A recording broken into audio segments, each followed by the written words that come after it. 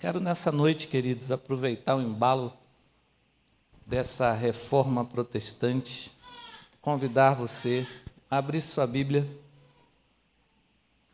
no Evangelho de João, capítulo 10, Evangelho de João, capítulo 10, verso de número 10. Um versículo bastante conhecido de todos nós e que precisa estar sempre sendo lembrado, para que a gente jamais esqueça da verdade contida nesse verso. Diz assim a palavra do Senhor: o ladrão, ele vem para roubar, matar e destruir. Eu vim para que tenham vida e tenham vida abundante. Versículo 10 do capítulo 10 do Evangelho de João. Quando Jesus ele profere essas palavras, ele deixa muito claro qual é a sua proposta, mas muito claro. Mais claro do que isso seria impossível. Aliás, se existe uma coisa na comunicação de Jesus que nós temos que aplaudir de pé, é a forma clara e simples com que Jesus se comunicava. A forma como Jesus passava uma mensagem extremamente difícil e complicada, e ele fazia aquela mensagem chegar aos seus ouvintes, de forma que esses conseguiam se conectar com ela, de uma forma extremamente poderosa, a ponto de causar uma transformação de vida, a ponto de mudar a estrutura, a ponto de trabalhar nos lugares talvez mais distantes e difíceis do ser humano. Jesus era assim com as suas mensagens. E quando a gente encontra esse verso, ainda mais diante de um dia em que se comemora a reforma protestante, a gente precisa pensar de verdade qual é a proposta do Evangelho. O que o Evangelho nos propõe? O que realmente ele quer nos dar, ele quer nos apresentar. Sabe por quê, queridos? Porque a reforma que aconteceu, essa da qual nós vimos aqui, ela aconteceu por desvios. Ela aconteceu porque o homem, em algum momento da caminhada, e vou dizer para vocês, bem perto de Jesus, ele começou a tirar a igreja do seu alvo principal. Ele começou a levar a igreja para um lugar que a igreja jamais poderia ir. Se você achar aí para mim, coloca no Data Show, terceira carta de João, capítulo 3, versículo 9, a partir do versículo 9. Para a gente poder, às vezes, tentar entender um pouco do que foi acontecendo ao longo da história, e aqui a gente está falando de muita história. É muito difícil até da gente conseguir entender essa história, porque muitas coisas já foram omitidas, muitas coisas foram omitidas para a gente. Como nós estamos vendo hoje acontecendo, quem conta a história conta o que quer. Quem transmite a história, às vezes, omite fatos que são extremamente relevantes. Fala, muitas vezes, apenas o que interessa. Aquilo que vem apenas para, de repente, colaborar com uma narrativa da qual a pessoa está ali sustentando. E usa pedaços, mas nunca a verdade completa. Mas uma coisa maravilhosa a respeito da história é que você pode até omitir a história, mas você jamais poderá desfazer a história. Você jamais conseguirá desfazer o que foi feito. Você pode omitir, tentar esconder, camuflar, tentar falar de outras formas, de outras maneiras, mas presta atenção numa coisa: a história ninguém jamais irá conseguir apagar. Mas olha o que está acontecendo. Perguntou, é terceira carta de João, filho. Terceira carta de João, ela existe, é um capítulo só, viu? 1:9. Terceira é uma folhinha só. Quem nunca leu uma carta inteira, lê a carta de João. Cara, você já pode dizer, li um livro todo da Bíblia. Fica feliz, conta para os amigos, bota no grupo do WhatsApp, eu li hoje um livro inteiro da Bíblia. Qual foi? Terceira carta de João. Capítulo 1, verso 9. Achou? Se não achou, eu vou aqui que eu acho que eu estou mais rápido. Quero ler com você aqui. Olha só, irmãos, isso aqui é muito importante. Terceira carta de João, capítulo 1.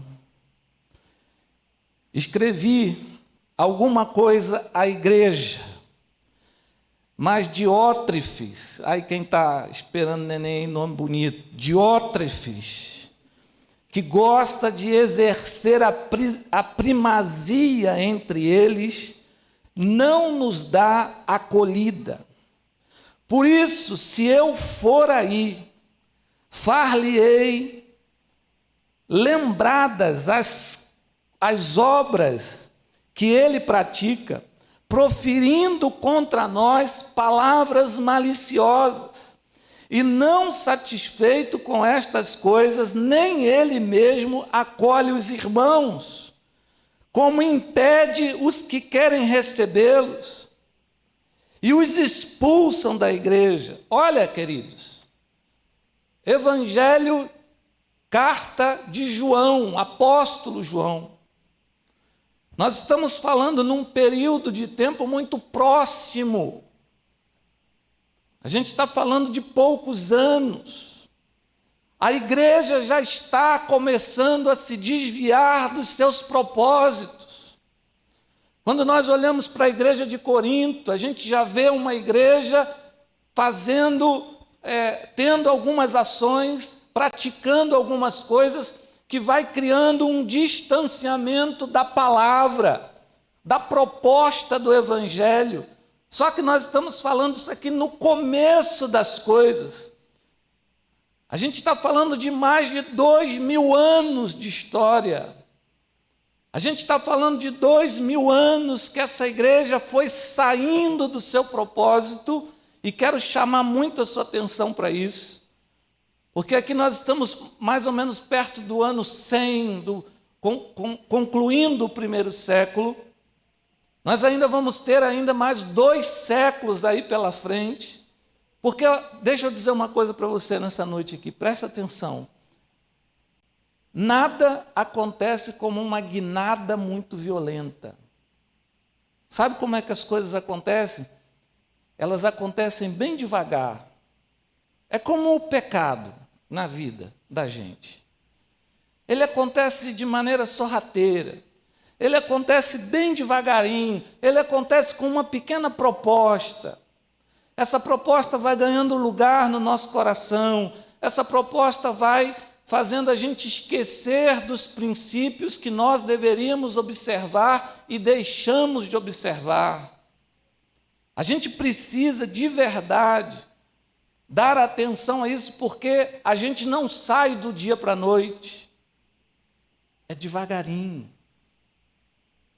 que os desvios começam a acontecer, que a gente começa a esquecer de princípios básicos, que a gente começa a esquecer de coisas que nós não deveríamos esquecer. E quando a gente vê, a gente está tão longe, a gente está tão distante, que a gente já não consegue enxergar mais o propósito daquilo que nós estamos fazendo. Foi assim que foi acontecendo com a igreja. Quando a igreja ela cresce a um nível absurdo, porque nós estamos falando de uma igreja de Jerusalém que mais ou menos contavam de 25 a 50 mil crentes, naquele tempo, em Jerusalém. uma igreja que crescia e que fazia diferença, uma igreja que se espalhava por todo o mundo, como disse o Senhor, como queria que fosse o Senhor. Que essa igreja se espalhasse por todo mundo, ide por todo mundo, fazei discípulos de todas as nações, e eles entenderam e obedeceram isso. E o mundo conhecido daquela época foi sendo alcançado. E a mensagem do Evangelho foi sendo levada em todos os lugares. E em todos os lugares que a mensagem chegava, ela era reprimida. Ela era repelida pelos seus governantes. Presta atenção numa coisa. O Evangelho, ele nasce dentro do Império Romano. O Império Romano é um império de religião pagã, de muitos deuses. Você adora o que você quiser, meu filho. Sabe a representação do mundão? Vive do jeito que você quiser, faz o que você quiser, o que te agrada aos teus olhos. Vive do teu jeito, quer acender vela, acende, quer fazer farofa, faz, quer ficar de joelho, faz. Tanto faz como tanto fez. Adore alguma coisa. A proposta era essa. E o Evangelho foi crescendo, trazendo a ideia, na mente das pessoas, a proposta do Filho de Deus. E a proposta do Filho de Deus incomoda, irmãos. O texto que nós lemos aqui é uma denúncia grave de coisas que nós não conseguimos ver. O ladrão vem senão para roubar, matar e destruir, mas eu vim para que tenham vida e vida abundante. Irmãos, quem tem vida abundante incomoda os outros. Você sabia disso? Basta você ter vida abundante para ter um vizinho teu fofoqueiro, para falar alguma coisa da tua vida, para querer sondar alguma coisa da tua vida.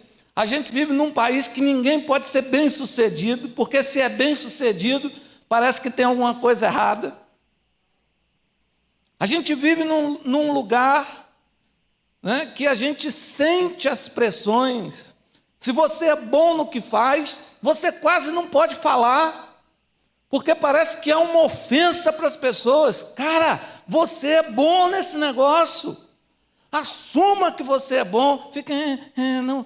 Por quê? Porque quando você diz que é bom, já tem uns 5, 6 invejosos do teu lado, querendo ver a tua ruína, torcendo para você tropeçar, torcendo para não dar certo.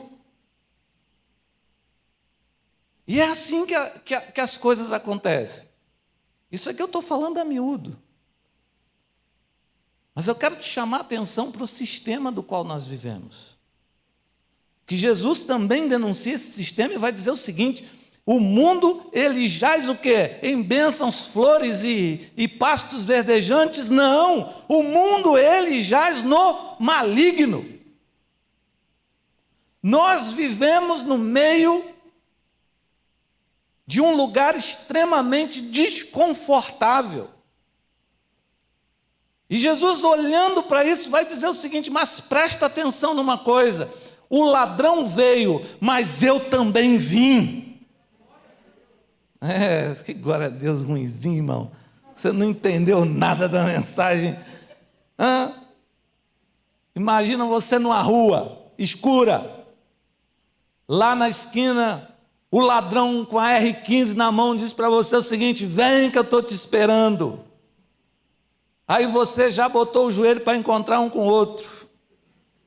Mas atrás de você vem um carro de que, Jorge? Da Rondesp. Lá no Rio do Bope.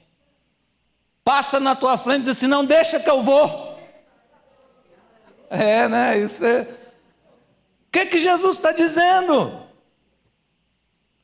Satanás veio para destruir a tua vida, para acabar com o teu casamento, para acabar com a tua alegria, para fazer de você uma pessoa inútil, para encostar você no canto, para você não ter relevância nenhuma nesse mundo, para você nunca abençoar ninguém, para você nunca ser abençoado. Ele veio para isso. Aí Jesus diz assim: não, mas espera aí, eu também vim. E quando ele entra, ele diz assim: cheguei, E aqui ninguém bota mais a mão, agora é comigo. Aleluia. Toma água. Você está entendendo? Proposta do Evangelho. Que a gente às vezes não percebe, que nós estamos correndo riscos todos os dias, que os nossos filhos estão correndo risco, que as prisões, que as armadilhas estão aí o tempo todo.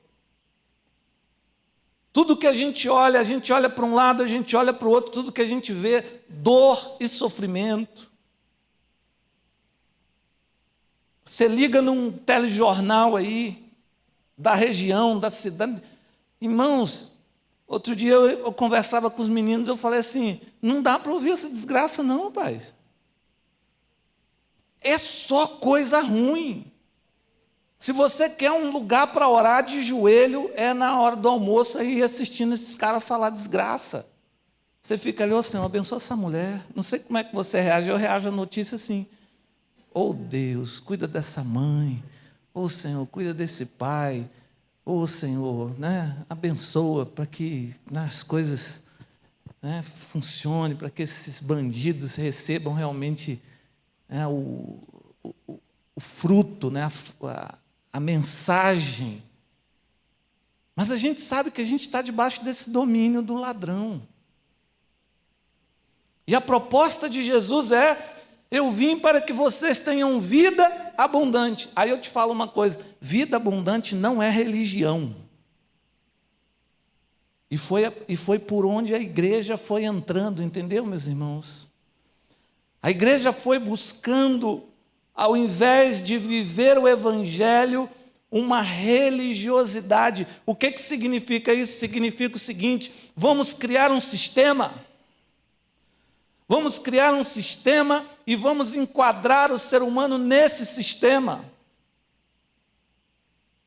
E a igreja entra por esse caminho, mais ou menos pelo ano 300.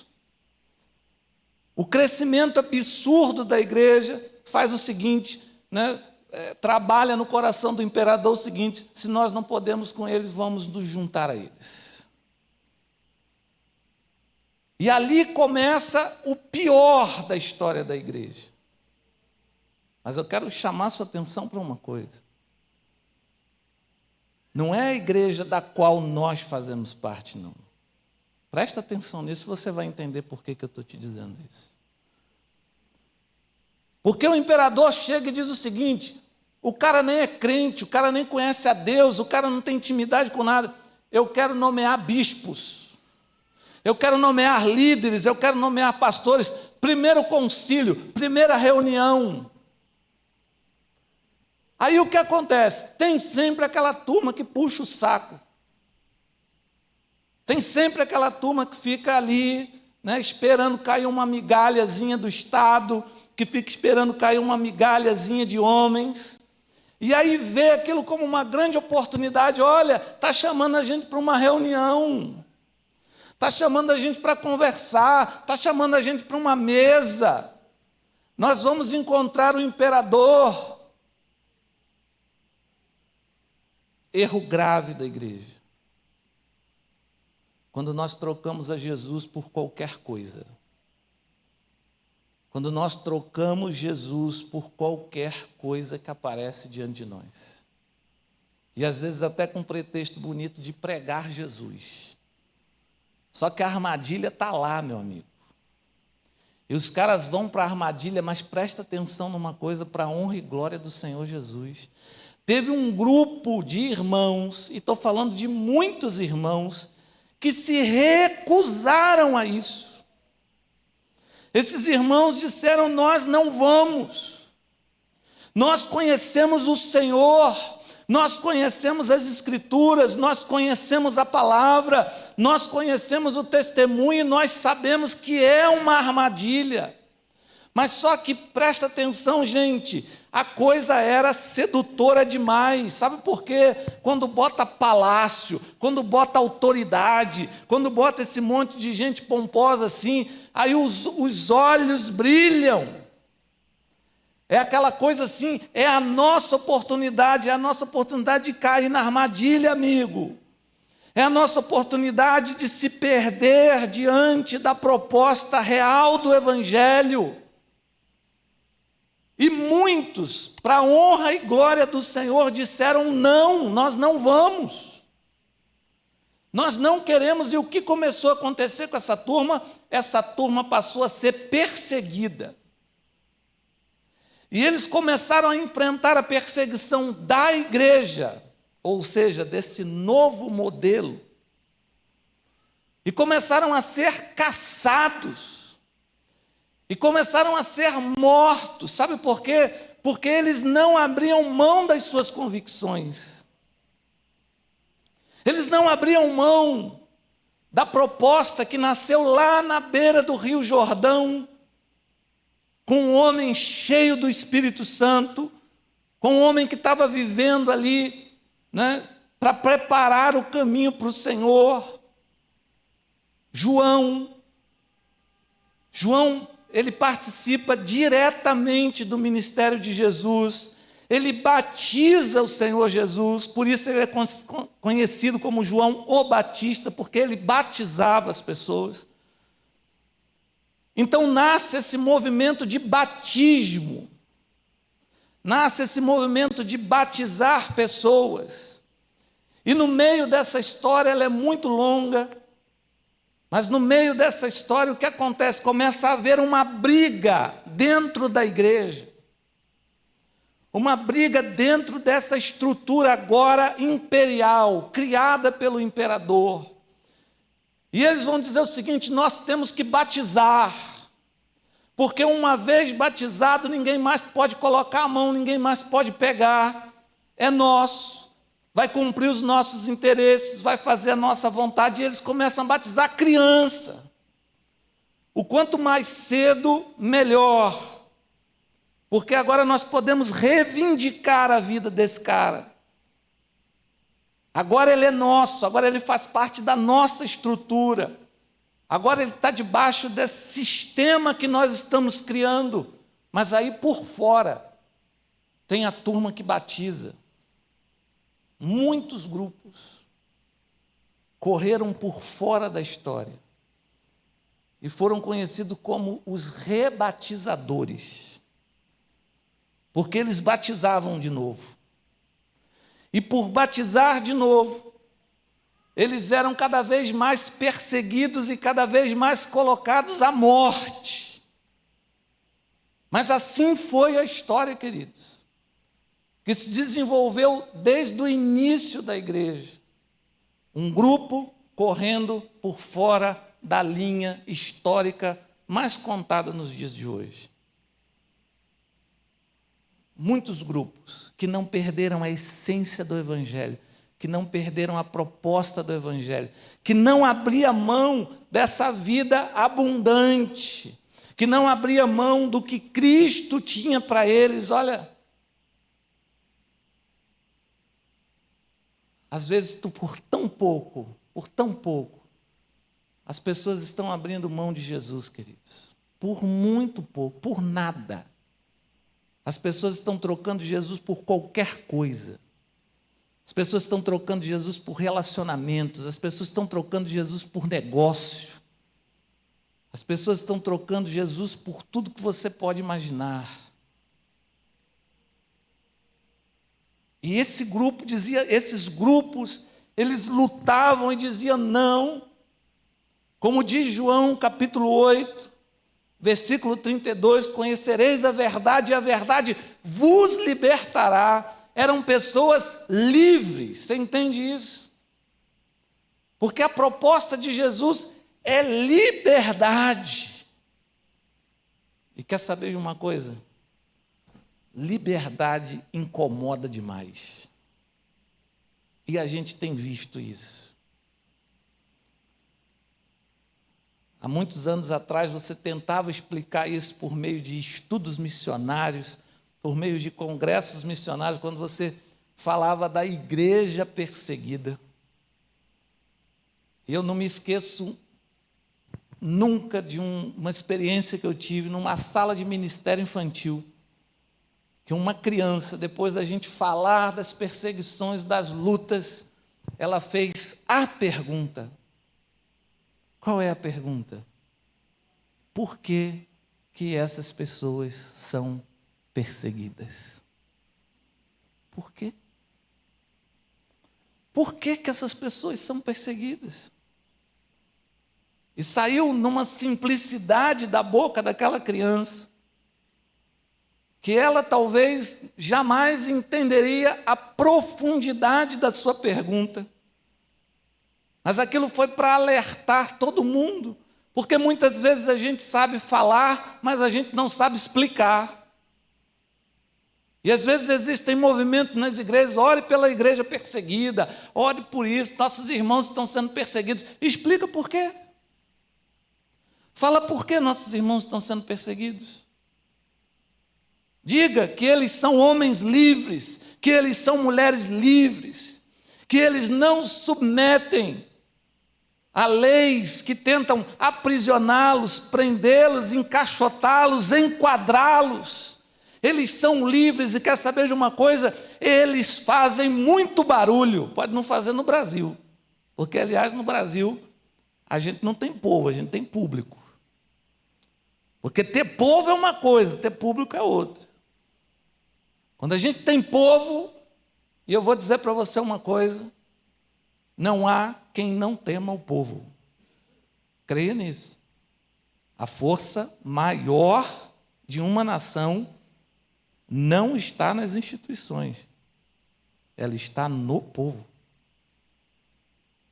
Então você imagina um povo dono e tendo posse de uma verdade e dizendo o seguinte: eu não abro mão dessa verdade, mas você precisa abrir mão dessa verdade. Não abro mão dessa verdade. Vai morrer, vou morrer, mas não abro mão da minha liberdade. Olha aí. Irmãos evangélicos ao redor do mundo. Gente que entendeu a proposta do evangelho. Sabe por quê? Hoje a proposta do evangelho se confunde no nosso país, porque nós vivíamos, ou até entendíamos que vivemos, num país livre, num Estado laico, que a gente pode exercer a nossa religião, que a gente pode falar, que a gente pode pregar o evangelho, que a gente não vai ser condenado por isso, nem censurado por isso. Até pouco tempo atrás, a gente achava que era desse jeito. Agora a coisa está começando a meio que empenar. Por quê? Porque estão colocando em xeque justamente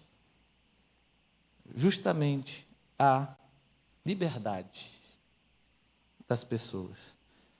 E quando coloca a nossa liberdade em risco, a gente precisa se levantar. Principalmente quando quem a conquistou pagou com sangue e na cruz do Calvário. Jesus morreu para que nós pudéssemos ser livres. Livres do mal, livres do ladrão, livres do inferno, livres de opressão, nós somos livres. A proposta do evangelho é essa. Então você imagina um grupo que está rebatizando, né? São conhecidos, talvez você tenha ouvido falar alguma vez na história sobre os anabatistas, são rebatizadores. E eles vão fazer isso, presta atenção, desde o início, irmãos. É desde o início. Nós somos batistas desde o início. Eles vão fazer isso desde o início até a reforma. Aí eu vou te contar uma história sobre a reforma que você não sabe. Quando houve o grito da reforma, o grito de liberdade, Martim Lutero pregando as teses na porta da igreja, ninguém sabia ler, irmão. Você sabe o que é isso? Ninguém sabia ler. Por quê? Porque educar o povo liberta o povo. Mas foi lá, Martim Lutero pregou lá as tesezinhas dele lá na porta da igreja, que era normal, era o WhatsApp, era o Instagram de hoje, era onde você colocava as suas ideias, era onde você, né, iria expor aquilo que você estava pensando. Para aqueles que sabiam, a grande maioria esmagadora não sabia. Sabia nem ler, não sabia nem o que estava escrito ali. Era difícil o negócio. Aí, alguém passa, olha para aquilo escrito e fala assim: rapaz, bom, hein? Legal, vou levar esse negócio aí para outro lugar. E ali começa um movimento de reforma que chega na cúpula da igreja, no centro da igreja. E a igreja pensa o seguinte: o quê? Que reforma? O quê, rapaz? Quem é o cara? Vamos perseguir, vamos matar, vamos acabar com a vida dele, igual a gente fez com Zwingli, com Hus, com outros que vieram, com o Whitefield. Todo mundo, nós vamos fazer a mesma coisa. Levantou, a gente mata. Falou besteira, a gente corta o pescoço, a gente queima vivo, e assim vai. E assim a gente vai galopando diante do nosso erro. Mas só que foi diferente. Sabe por quê? Porque o povo já estava insatisfeito com a igreja católica, apostólica. O povo já estava insatisfeito. O povo já não aguentava mais pagar imposto. O povo já não aguentava mais ser oprimido. Irmãos, a gente está falando de um tempo em que o povo era oprimido dentro das suas casas, pela Igreja Católica. E essa história ninguém apaga. Não adianta fazer cara de bonzinho hoje na televisão, não adianta vir falar que aceita todo mundo, porque a história não esconde as atrocidades que essa igreja fez ao longo do tempo. Aí o que acontece? O povo se levanta. E quando o povo se levanta, a coisa ferve. E as mudanças começam a acontecer. Como nós vimos aqui pela boca dos meninos, ninguém tinha acesso à palavra. Sabe por quê, irmãos? A palavra liberta, amém? Amém. E você não lê. A Bíblia liberta a gente. A gente aprende através das Escrituras, os nossos olhos se abrem. A gente consegue ver coisas que nós não conseguiríamos ver se não fosse pela ótica da palavra. Por isso que a proposta de Jesus nunca foi um sistema religioso, mas um estilo de vida. Eu estou te convidando a uma vida abundante. Eu estou te convidando a viver de maneira extremamente satisfatória. Porque eu sei que vocês vão passar por lutas, eu sei que vocês vão enfrentar problemas e juízos, mas eu venci tudo isso. E posso dar a receita para vocês. Então, quando a igreja se levanta, o povo já estava dizendo o seguinte: não, mas nós estamos aqui, e ele está representando o que a gente realmente está pensando. É isso mesmo que a gente está pensando. E aí nasce a ideia de reforma.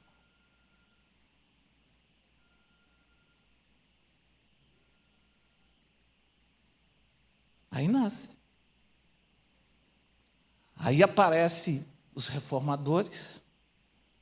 E esses reformadores, como o Zwingli, o João Calvino, o Martinho Lutero, né, cria, já nasce automaticamente na Alemanha a igreja luterana. E Calvino, Zwingli, ainda há uma briga muito grande a respeito disso, mas todos os pontos para Calvino, cria a igreja presbiteriana, ali na Suíça. Misturado no governo. E aí você quer saber o que essas igrejas trazem? O DNA da Igreja Católica, sem querer falar mal de nada, que é história.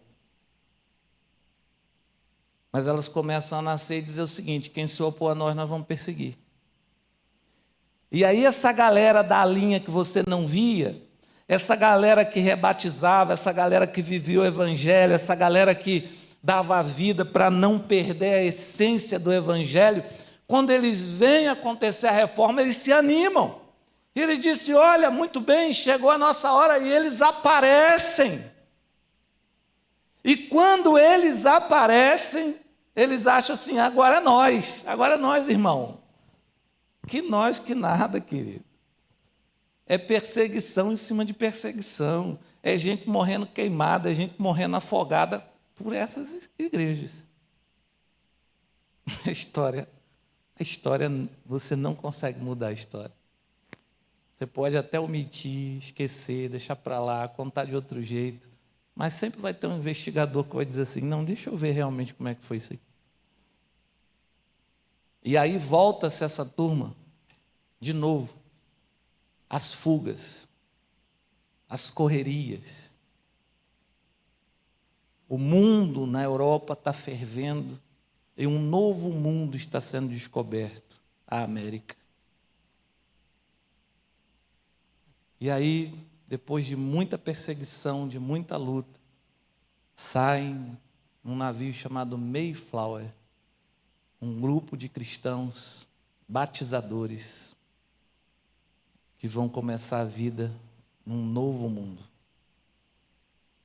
E a história da igreja vai se estendendo ao redor do mundo, por todos os lugares, com uma proposta muito simples. Eu vim para que tenham vida e tenham vida abundante. E nessa noite, eu não sei, você que está aqui, ou você que está nos ouvindo aí pelo YouTube, eu queria convidar você a fazer parte não de um sistema religioso, mas a fazer parte de um evangelho que te dá vida abundante. Porque quando Jesus disse, conhecereis a verdade e a verdade vos libertará, ele não disse, conhecereis a verdade e essa verdade vos aprisionará. É diferente, ele não disse isso. Então é muito simples a gente entender o que é um sistema religioso e o que é evangelho. Um sistema religioso, ele vai ter sempre uma ratoeira. Ele vai ter sempre um sistema para lhe prender, para lhe fidelizar. O evangelho não. Basta você olhar para Jesus, mais claro do que água cristalina em dia de sol. Jesus atravessa o lago, chega do outro lado um homem endemoniado, com a vida arrasada pelo inimigo. Tudo isso aí, o ladrão veio, roubou, matou, destruiu. Acabou com a vida, acabou com a família, acabou com os sonhos daquele homem. Jesus atravessa o lago, encontra esse homem, liberta esse homem. E esse homem liberto diz para Jesus assim, fala o que o Senhor quer de mim agora, e eu irei te seguir por onde quer que fores. Jesus olha para aquele homem, muitos outros pastores viriam uma grande oportunidade, Jesus olha para aquele homem e fala assim, volta para a tua casa, vai para a tua casa, a tua família deve estar com saudade de você, a tua esposa deve estar com saudade de você, os teus filhos devem estar te esperando de braços abertos, volta para casa. Não, mas eu quero ir com o Senhor. Não, volte para casa. E esse homem volta para casa e de uma maneira linda e livre, ele se torna um missionário dentro de 10 cidades da região que é Decápolis. Ele começa a testemunhar e falar daquilo que Jesus estava fazendo na vida dele. Dá para você entender o que Jesus quer de nós? Jesus está chamando a gente para dizer assim, eu quero te libertar, meu filho. Eu quero que você seja livre. Eu quero que você viva a boa nova de salvação na tua vida. Eu quero que você seja bênção na vida dos outros. É essa a proposta de Jesus. E se você nessa noite gostaria de dizer, pastor, é isso que eu quero viver. Eu quero viver o evangelho, eu não quero viver um sistema religioso que aprisiona. E que daqui a pouco está todo mundo brigando, e daqui a pouco está uma confusão, e daqui a pouco está uma disputa, e daqui a pouco tem gente se matando, e daqui a pouco está uma confusão terrível. Não é isso que eu quero. Eu quero viver uma vida abundante. Eu quero que a igreja ou a comunidade que eu participe seja bênção na minha vida, para que eu possa ser bênção na vida dessa igreja. Eu quero crescer espiritualmente, eu quero aprender, eu quero viver, eu quero ser um bom pai, eu quero ser um bom marido, eu quero ser um bom profissional. Sabe por quê? Porque o resultado de uma vida abundante se reflete no teu trabalho, na tua família, na tua rua, aonde quer que você vá. Preste atenção numa coisa: se você encontrou com o Senhor Jesus, a tua vida vai ser bênção para a vida dos outros. O teu patrão, sem perceber, vai glorificar a Deus todo dia e dizer: eu não sei nem se eu conheço Deus, mas se Deus existe, obrigado pela vida dessa moça, obrigado pela vida desse rapaz. Os casamentos, os filhos. A gente está vivendo tempo, irmãos, que a família está sendo despedaçada. E presta atenção numa coisa: se a tua não está, presta atenção, porque nós estamos sob ataque. Então, nessa noite, você pode tomar uma decisão na tua vida e dizer: eu quero viver uma vida abundante, eu quero ser livre. Basta você fechar os teus olhos, curvar a sua cabeça e dizer: Senhor, eu quero ser bênção. Eu quero que a minha vida seja o fluir do teu Espírito. Ela não está aí ainda? A gente pode cantar essa música para a gente encerrar? Tão linda. Porque eu quero orar com você. Enquanto eles vêm, eu vou orar com você nessa noite. Coloca a tua vida nos pés do Senhor aí agora. Pega a tua vida e diz assim: Senhor, eu quero te louvar. A tua palavra está cheia de promessas para a minha vida. Eu quero ser livre. Eu não quero carregar o peso, o remorso que muitas vezes o sistema religioso causa nas nossas vidas. Jesus disse para os judeus da época: vocês rodam o mundo inteiro para fazer um novo convertido, e quando faz, coloca esse cara no inferno pior do que ele iria. Ele começa a viver o inferno no momento em que vocês colocam ele nesse sistema brutal que vocês vivem. Jesus está dizendo: eu vim para te libertar. Eu vim para que você experimente liberdade. Então, se você está em casa, se você está aqui nessa noite e gostaria de entregar o teu coração para Jesus, olha o que eu vou te dizer: é entre você e Ele. Faz isso agora. Diga: Senhor, eu quero entregar o meu coração para Jesus. Se você está aqui nessa noite, erga uma das tuas mãos só para eu orar por você, aí onde você está mesmo. Fala: eu quero entregar a minha vida para Jesus. Louvado seja Deus pela vida desse jovem. Louvado seja Deus aqui. Mais alguém nessa noite lá na galeria gostaria de dizer: louvado seja Deus, Deus te abençoe, louvado seja Deus. Coloca a tua vida nos pés do Senhor. Você que entrou aqui nessa noite, não saia. Se o Espírito Santo está incomodando o teu coração, abra o teu coração e diga: Senhor, eu quero experimentar essa vida abundante. Eu quero experimentar isso no meu casamento, eu quero experimentar isso na minha família, eu quero experimentar isso na minha vida, Pai. Recebe, Pai, todos quantos estão aqui nessa noite, estão dizendo: eu quero viver o Evangelho do Senhor, as boas notícias. Pai, obrigado por essa noite. Nós te louvamos e te agradecemos por tudo, no nome santo de Jesus, amém. Louvado seja Deus.